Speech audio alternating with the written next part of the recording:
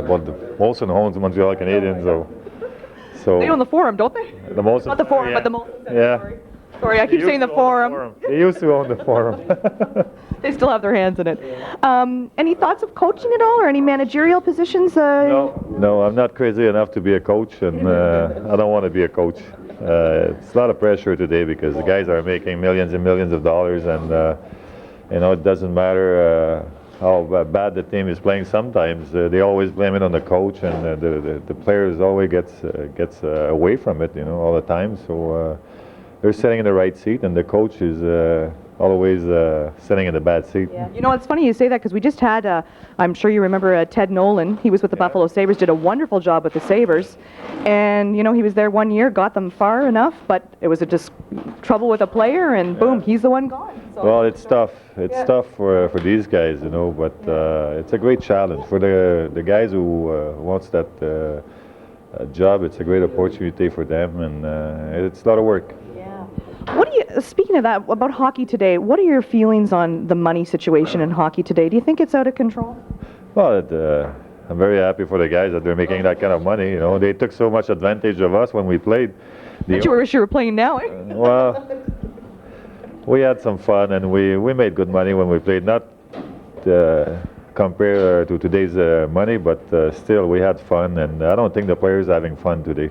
So much pressure, and the only thing they're thinking about is making more, and there's no loyalties to the organization where they play, so it's different. It's a different generation, and that's the way it is. So if the owners are stupid enough to give them that kind of money, well, they should run to the bank, and I'm sure that's what they're doing too. They've tried to run to the Canadian government. Remember that? Well, the owners, not the players. Yeah, I know. The owners, exactly. What do you think of that hockey in Canada? Do you see it dwindling down to two teams? The only people who could save some franchises, the players. Why should the people should pay more taxes to save one franchise in Ottawa? Or doesn't matter where it is. The players should pull it together and do something about it, And I don't think they're going to do something. No. What are your feelings on the violence in hockey? Do you think that stems from also the pressures that are out there with the money and everything? Well, I don't think there's as much respect between the players. If you compare that in the 70s, 80s, it changed, and you have 28 teams, 2 more next year, so the talent is very diluted through the 28 teams. So you end up with a bunch of guys that are hard workers, and they're want to do their best out there, but it's a similar type of players on the ice all the time. So that's why you see things like that happen. Like you see McSorley with Brashear. I don't think that was a good image for the NHL, and especially for the kids who are watching the NHL. But it always happen things like that in the NHL anyway. How long has it been now that you've been out of the NHL, Guy? I retired in 91. 91, eh? Was New York your last team that you played with? Quebec Nordiques. Quebec. Yeah, I played 2 years in Quebec Nordiques. So. That was kind of sad to see Quebec leave Canada. Oh, it's sad for the fans because they supported that team for so many years, and especially they won the cup after. So the year after they left Quebec, so people were very upset about it. So. But business-wise, was a hell of a good deal for Marcel Aubé and his friend, because they made a lot of money out of it. Lots of money in hockey these days, that's no doubt. And maybe just final, couple last questions here for kids that are playing right now and kids that really want to get out there and make it to the NHL. What do you have to say to them? Well, they should leave their parents at home. All right, an honest answer. Yeah, I agree. I've heard stories. Oh, well, the kids today, they have so many great opportunities because of the amount of teams that they have in the NHL, and also there's a lot of pressure on them from their parents and from also their coaches. They have to perform all the time, and they have the pressure at school, the pressure at home, so they live in a fast lane, and it's tough for them. So just follow the dream and just have fun. Follow the dream and have fun. I think if you mainly have fun out there, you're gonna have better chance anyway to have success. But leave the parents at home. Don't forget. Well, listen, I really appreciate you taking the time, and it's been a real honor to meet you. Thank you for coming to Temiskaming. Pleasure, thank you. Hope to have you guys back sometime soon.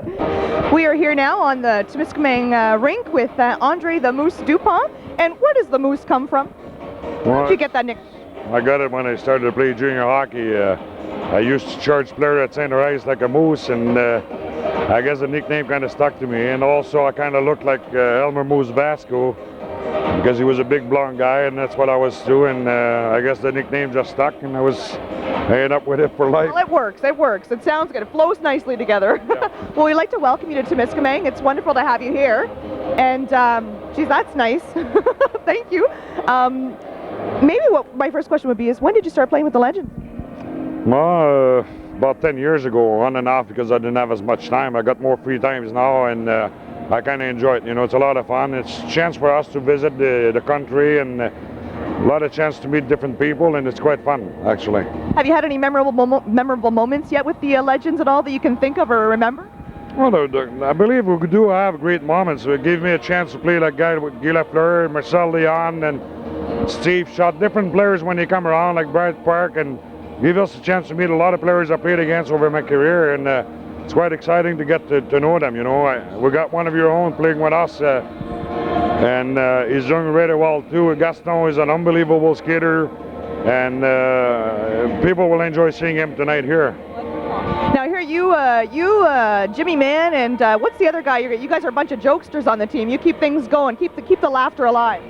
No, Richard Simony-Cancel, I enjoy it too, but I mean, we're here to have fun also, and that's the main important thing. We come here to make the crowd have fun, and hopefully ourselves also, and that's why we're enjoying it, doing it, and we still love the game, and we still love to play a few tricks once in a while on the players, but it's the camaraderie we have between players that's it's really good, and that's what we still enjoy. And that's what it's all about, right? Exactly, and that's like for any young players playing in hockey, I think it's quite important for them to have fun, to go at the ring and have fun with it. Right. That's how you're gonna enjoying the game and maybe make a career out of it. If you don't enjoy it and have fun with it, you shouldn't be playing the game.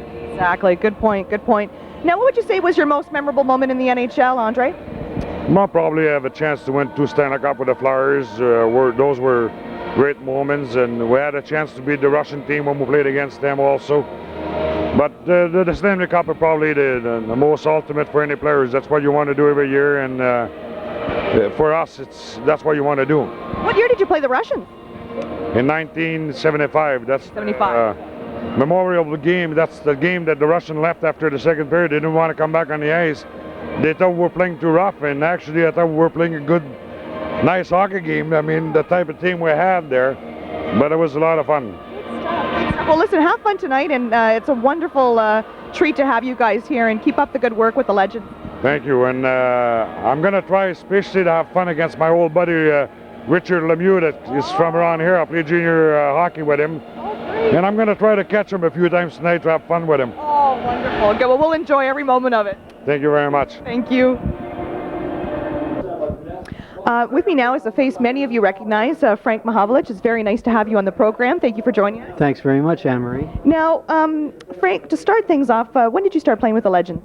I started maybe about 11 years ago or so. Yeah, around 11. We were just starting, and we were playing a lot of towns like we're playing tonight. And then we got more and more people wanted to see us, so then we started playing about 80 games a year. I only play 20 now. I'm in the Senate most of my time, so I can only play about 20 games. That's right. How is that going, by the way? Very well. I'm enjoying it very much. It's a different arena, right? It is a different arena, but a lot of stick handling takes place. Yeah. Good point. How long have you been doing that now in the Senate? A year and a half. Well, good for you, right on. Rookie. Maybe it's a good question to bring up with you then, is the fact that the government was contemplating these tax breaks for these Canadian teams to keep some of the teams in Canada. What did you think about that? Well, it's very difficult because you help one team, you pretty well have to help them all. So a lot of people were upset at it, and it didn't go through too well. Yeah. What are you worried? Are you worried about hockey in Canada? Yeah, very concerned. I hope we don't lose any more teams, and I hope we can come up with a solution. Yeah, keep the teams, and I hope that we can get Quebec and Winnipeg back in. Wouldn't that be wonderful? That was kind of sad. It was very sad when Quebec left, actually. Oh, for sure, because in the WHA, Quebec and Winnipeg were the two stronger teams. People were attending the rink. The rink was filled up, and they were winning championships, and I was surprised to see that those two teams had the lead. Now, you played with a couple different teams when you were in the NHL, right? That's right. I played with Toronto Maple Leafs for 11 years, and then I went to Detroit for 3 years, and I also then went to Montreal for 4 years, and ended my career in 1974. In Montreal? In Montreal, my NHL career. Then I went to the WHA, and I played in Toronto for 2 years with the Toros, and then the Birmingham Bulls. I played for 2 years, and I finished in 1978. And Gaston Gingras came a year later in 78-79 when I had left. Oh, okay. Yeah. So now you're having the chance to play with him now, so that's wonderful. right, yeah. And how's that going? That is going very well. I just hope that the players from this town don't skate as well as he, or we're going to have trouble. Well, we're hoping. What would you say was your most memorable moment in the NHL? Well, I had quite a few of them. Winning the Stanley Cup for the first time in '62, scoring my first hat trick in Chicago in 1957 on December the 1st. I had so many memorable times. Winning the Stanley Cup with Montreal in '71 and setting the record for most points in that series. So I had a lot of great memories in the NHL, and I've got records with 3 teams that I played with, and they're still there. The records are still there, so it's quite nice, you know. Definitely. That's nice to keep that alive and going. Now, in '62, what Stanley Cup was that you won? Was that with Toronto? 1962 was with Toronto. We won the Stanley Cup in Chicago. The Toronto Maple Leafs hadn't won the Cup since 1951 when Billy Barulko scored the winning goal, and that summer his plane, he was fishing and his plane went down and he disappeared. On the day that we won the Cup in '62, they found him. That was the day they found him, so it was really unique. It was quite a coincidence. I think I remember hearing something about that. Wow, that is a unique story. Wow.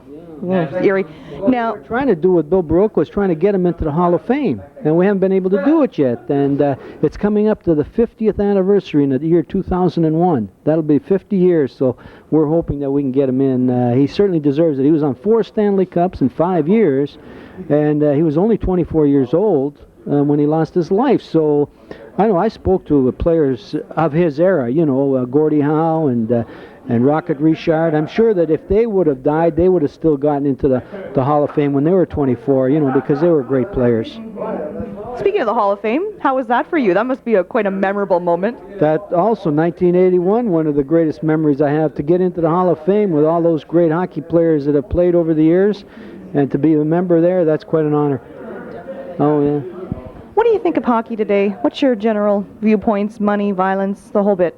Well, they can't seem to ruin it. I mean, I think hockey's the premier sport, you know. They're trying very hard, but they can't seem to ruin it. I think the game is better than basketball, football, all those soccer. I think the game is better than any of those sports.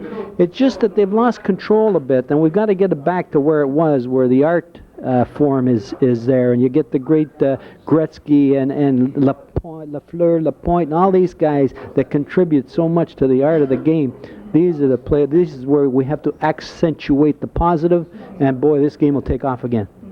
It's really thanks to, well, they say thanks to Gretzky. He did promote it quite a bit while he was in the States when he went to play with LA, and it's amazing the momentum it's picked up there. Oh yeah, in the States, it's gone wild. The people love it, and the people love to skate. I mean, people love to play the game. You know, it's a difficult sport because not everybody can skate. So you throw away. If you can't skate, you can't play. So I don't know. I don't think Michael Jordan could play our game. You know. That's right, and leave him out of it. He's got basketball. That's his thing. We don't need him playing any more sports. He tried baseball. That didn't work. Hockey's not going to work. Who's some of the players out there that you would say today that you kind of admire, or would you say would look up to or respect? Are there any?